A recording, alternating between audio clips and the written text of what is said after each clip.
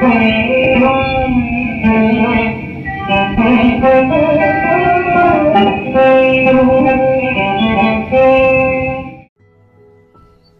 आप सभी का। आज प्रस्तुत करते हुए निर्मला उपन्यास का अध्याय 14।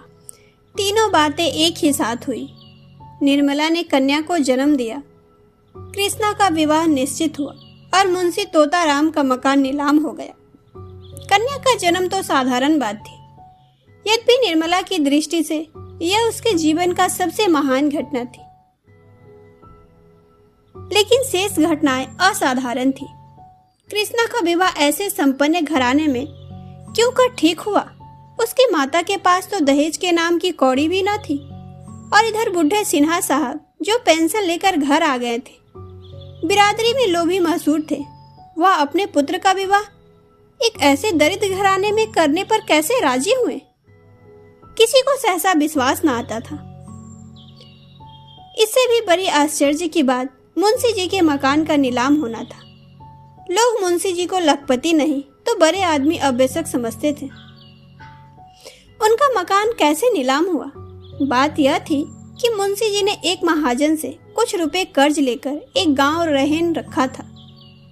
उन्हें आशा थी कि साल में रुपए लौटा देंगे, फिर 10-5 साल में उस गांव पर कब्जा कर लेंगे।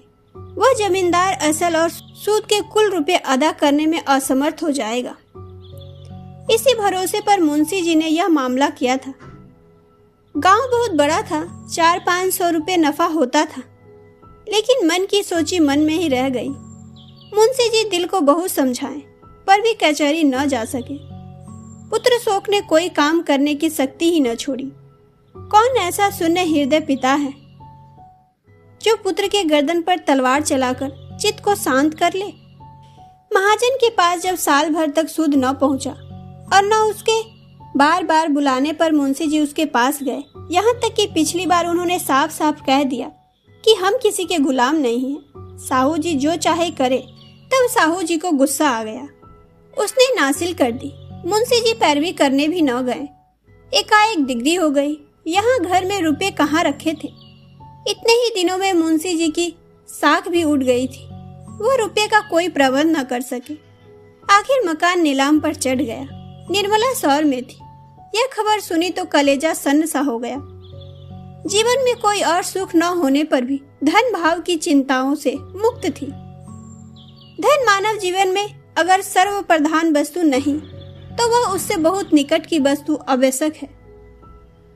अब और अभावों के साथ यह चिंता भी उसके सिर सवार हुई। उसने दाई द्वारा कहला भेजा, मेरे सब गहने बेचकर घर को बचा लीजिए, लेकिन मुंशी जी ने यह प्रस्ताव किसी तरह स्वीकार न किया। उस दिन से मुंशी जी और भी चिंताग्रस्त रहने लगे। जिस धन का सुख भोगने के लिए उन्होंने विवाह किया था, वह अब अतीत की स्मृति मात्र था। वह मारे ग्लानि से अब निर्मला को अपना मुंह न दिखा सकते थे। उन्हें अब उस अन्याय का अनुमान हो रहा था जो उन्होंने निर्मला के साथ किया था, और कन्या के जन्म ने तो रही सही कसर भी पूरी कर दी, सर्वनाश ही कर डाला। 12वें दिन शौर से निकलकर निर्मला नवजात शिशु को गोद में लिए पति के पास गई। वह इस अभाव में भी इतनी प्रसन्न थी मानो कोई चिंता नहीं है। बालिका को हृदय से लगाकर वह अपनी सारी चिंताएं भूल गई थी। शिशु के विकसित और हर्ष प्रदीप नेत्रों को देखकर उसका हृदय प्रफुल्लित हो उठता था। मातृत्व के इस उद्गार में उसके सारे कलेश विलीन हो गए थे। वह शिशु को पति की गोद में देकर निहाल हो जाना चाहती थी, लेकिन मुंशी जी कन्या को देखकर सहम उठे।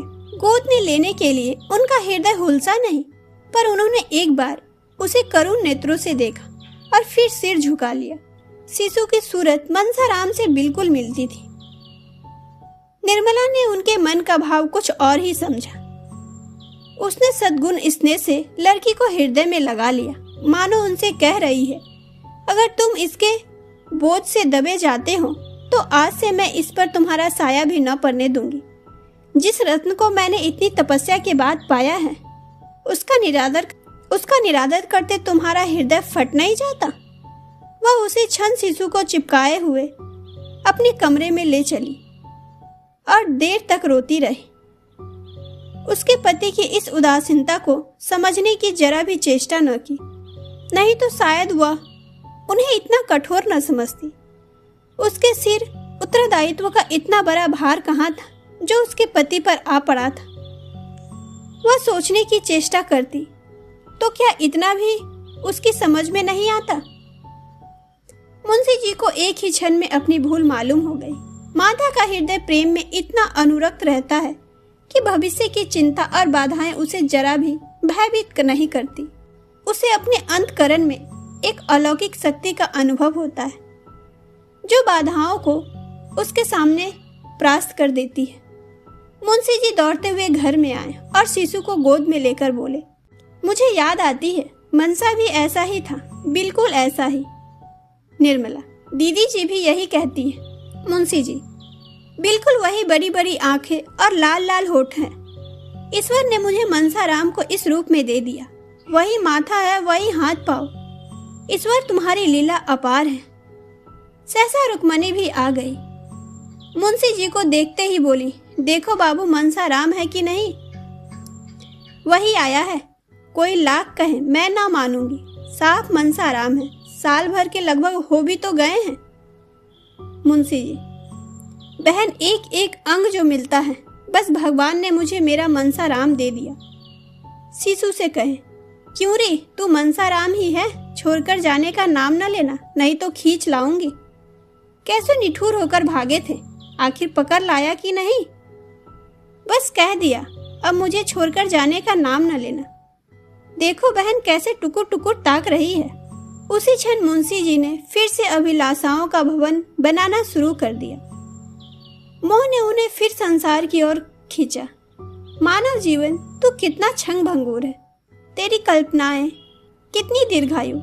वही तोताराम जो संसार में विरक्त हो रहे थे, जो रात दिन मृत्यु की आवाहन करते थे, तिनके का सहारा पाकर तट पर पहुंचने के लिए पूरी शक्ति से हाथ पांव मार रहे थे, मगर तिनके का सहारा पाकर कौन तट पर पहुंचता है। क्रमशः आगे की कहानी अगले भाग में।